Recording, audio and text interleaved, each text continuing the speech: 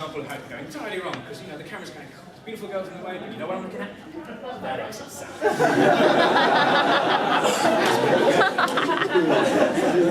Okay, it works on compacts as well. I'm going to speed this up. White balance is the colour of light. Lights indoors are orange, like outside is like blue. If you get it wrong, things go very wrong. One way, if you can't, the auto settings are really good. Just stick with auto most of the time. If it does go wrong, take a picture of something grey, and then turn your camera, manual white balance, and it goes, right boss, figure the rest out. Last bit of science is RAW versus JPEG thing. Go with what you feel, to be honest. RAW is basically a dump of the camera. It's not even an image, it's just numbers. It's ones and zeros, all of the else. It's like 40 meg of ones and zeros, great. But you will retain a bit more detail, but you can only take about 3 pictures at once before your memory card just goes, oh god. Whereas JPEG, I can take 30 pictures before my memory card says, right, okay, slow down, I need to start writing this properly. So there's reasons for that.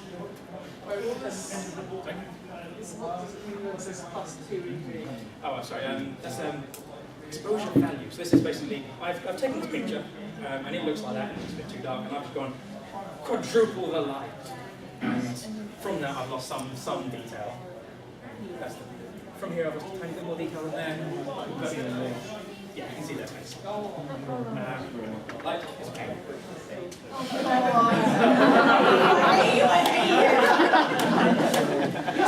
I actually just honestly think this is one of the best photos I've ever taken. Why? Because it's perfectly exposed. It's like, it's fantastic. Anyway. I'm going to really quickly do this because it's really boring. This is a tool, if you have trouble, you're not entirely sure, if you've got glare on your camera screen, you can use one of these things. Your camera will actually tell you the values of brightness in the picture, and basically black to white. And what you want is the graph to be in the middle. If it's too bright, you'll have this, and it will go this. So basically that's the amount of bright pixels versus the amount of dark. Exactly. So basically too bright, you're going to get, and you have lost that. That is pure white. You have lost any detail that is there whatsoever. Your camera will sometimes tell you that and go, no, you've lost that. And it will sit there blinking at you going, yep, you've lost all that. Crap. Like, it's the sky, I don't care. Yeah, sometimes you won't care. It's up to you. This is a lot better. It's going to be still going rip. No. So you've kept all that data. That's fine. That's fine. Go too much the other way, splat, up the other way. That's what it means. So sometimes you can't balance it. The only option is to pretty much either get a flash or move them or move them. The sun is going hello. The other option is pretty much this mode, which is some cameras will spoil it some mode, and they will basically kind of say, I'm going to take a dark one, a middle one, and a bright one. And then later on you can figure out which one was good. I'm really learning all the time. So here's how light works. I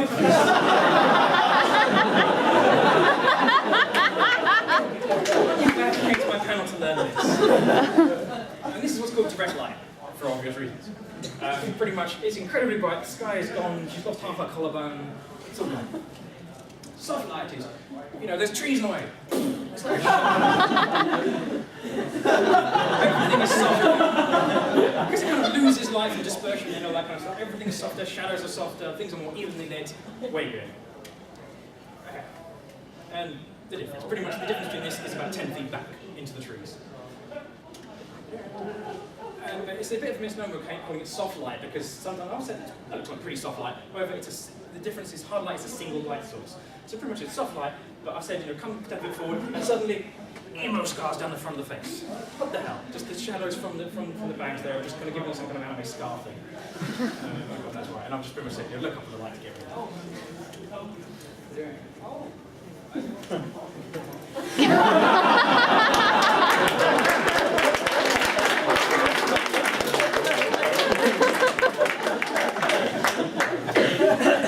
Okay, so flash. Red eye. Red eye's bad, everyone knows red eye.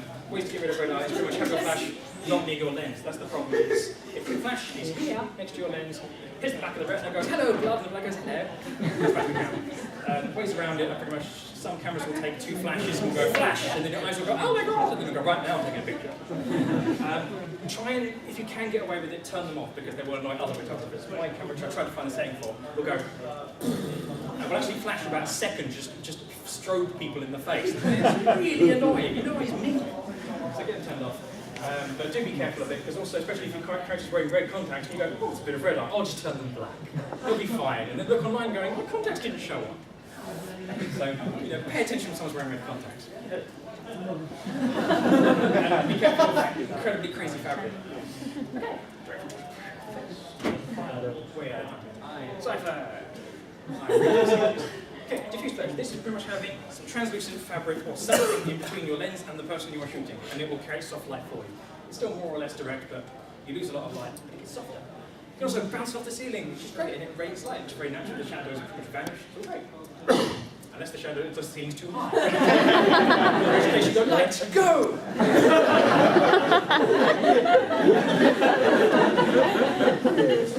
One way of doing it, bouncing half towards the ceiling, diffuse it a bit so some issues with the person. Another reason to do it. Still flash. Basically, the sun has just gone, hello! And you go, no, sun, back! I will fight light with light. And you can sometimes just erase some shadows. And that's, perfectly outdoors, perfectly good shot, but that's way better. There's differences. I've completely run out of time, so I'm going to keep it. So if I need to be kicked out, someone yell at me. Okay, and you can actually do this with a compact camera. Basically, get a piece of A4, fold it up, and that will be your diffusion. It works. Angle it, bounce off the ceiling. Just be careful and don't fire it too often, because it's not designed for these things, and you will hear a very loud pop when you do it. It will just going to go, wow, things are dark, I'm going to go louder. Bang! Okay, I'm not going to do that too often. I think it's very hot, so be careful. I've stolen these photos because I've never done any of this. But the other way of doing it is getting something reflective and bouncing that light back in their face, which is great because it's the same colour as whatever light was on the back of the head in the first place. So long exposures, which is kind of like taking a flash but also keeping the shutter open anyway. You can have some fun tricks with that.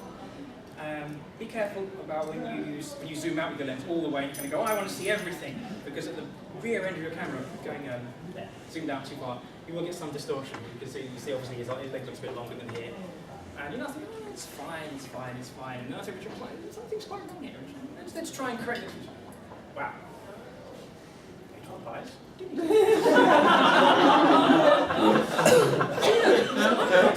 went online, I'm like, that's why Damien looked really bad. Sorry. So be careful. Sometimes it works fine because you want it to look distorted. And that, you're not going to go for 8 plants. It looks just really cool. There you go. It also helps when saying, big gun, George gun. You want distortion, you want it to go crazy. That was supposed to be the halfway point. Let's just speed through this, right? Roll it first, keep things in the third lines because that's cool. Says things. Basically, waste of space, that's pretty bad. One of those comments. Don't do this. Never. And don't put your watermark there. Okay, penny lines. Just have lines everywhere and try and make use of them because otherwise they're distracting people. People.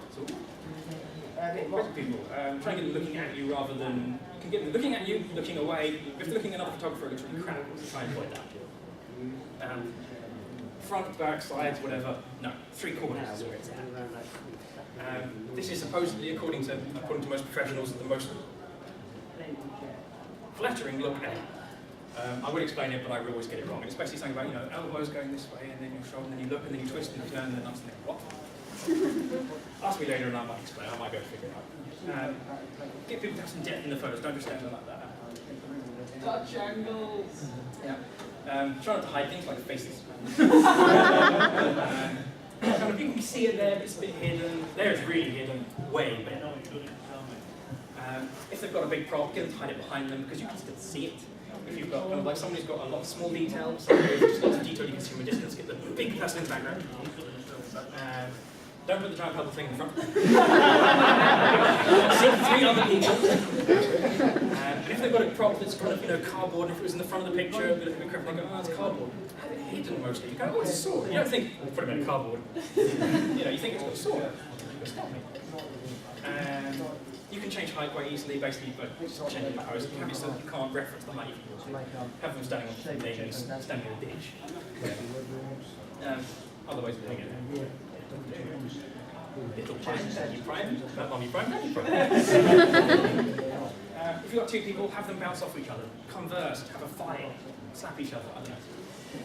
If you have 3 to 5 people, stagger them. You want to stagger them in the X and the Y and the Z, and you basically just want any patterns showing from each. So you want up here, down here, over there. It looks like a J-pop single cover. It's fantastic. It looks like an art picture. Serious photos, do them. They're fantastic. Be aware that people will giggle the crap out of each other because no one can take this seriously, and everyone's like, oh, and complains they're crap at acting. That's fine, because you know that's going to happen. It's that 1 second. They can giggle their ass off, but as long as they kind of don't go, it's like, no, I can't do this. That's the worst thing. As long as they know, giggling. Okay, no, seriously. You only need that 1 split second to capture that shot. So just keep that. Oh, see this? What you didn't see was that. Get other people to hold stuff off camera and cut their arms off. It's fine. Calm down. Don't let them pointing straight at the camera. Just get some angle on it. Otherwise, you can't see what the gun is there and there. Blah, blah. If you've got a red end cap on the gun, find ways of cutting it off somehow. Get people to hold the sword the right way around. Please.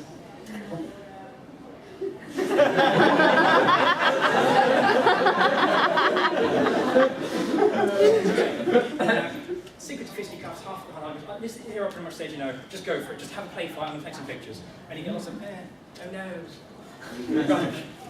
You don't have to photograph the moment of impact. You only need kind of like the moment after, the moment before. Even a little thing of just, you know, jump with it and then you look like you're sweeping a leg. You don't even have to be, they're just standing there and then a bit of a jump. Take a picture, it's sorted. You know, I don't like you, I don't like your face. That's kind of here, it's like, I could have you. I am having you.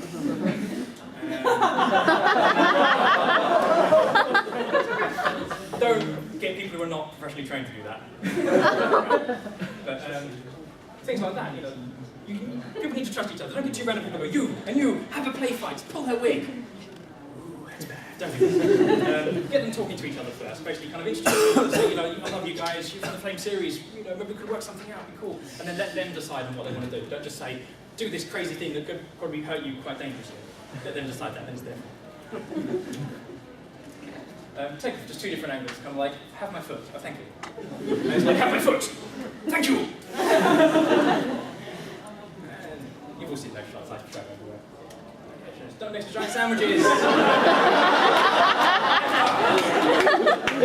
Not next to science, but question of gender.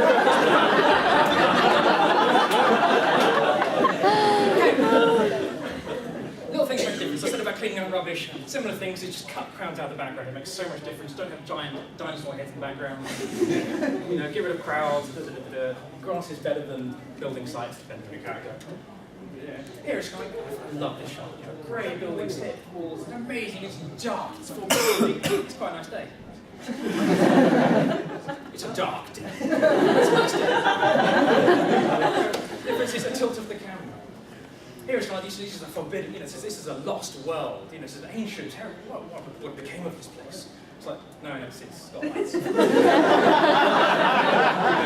are you doing? Seriously. So yeah, that's Photoshop in action, but then we look at Photoshop. Vast expanses can actually, you know, you don't have to make the cosplayer the biggest thing in the picture to actually make it look quite cool. But sometimes it helps. I loved using this picture simply because this was at a convention where the ground was quite wet. It rained one day before the con, and everyone was like, oh my god, the grass is wet, it's damp, I might get dirty. And we found this amazing area and Jeff was like, screw that. Yeah! This is why Jess has awesome pictures of it. Even the most ridiculous places can be a good example. I mean, Jura are a very urban type series. If I said, I'm walking past this and went, that could be good for a photo shoot, it would look to me. Well, that kind of railings can work. Pianos can work. Or just the trees cutting out all the buildings and then waiting for the point of time where it's like just dawn and the lights really big. Otherwise, just find stuff. That's the bottom of an elevator. You know, a bit of expo with this millions of people. Someone dropped cranberry juice on the floor and someone, that looks like blood, awesome! Don't deliberately drop cranberry juice, but you'll get in trouble for that. But, you know. But if it's there already, make use of it. If in doubt, shoot for the sky, shoot for the floor. Anything that basically is enough character.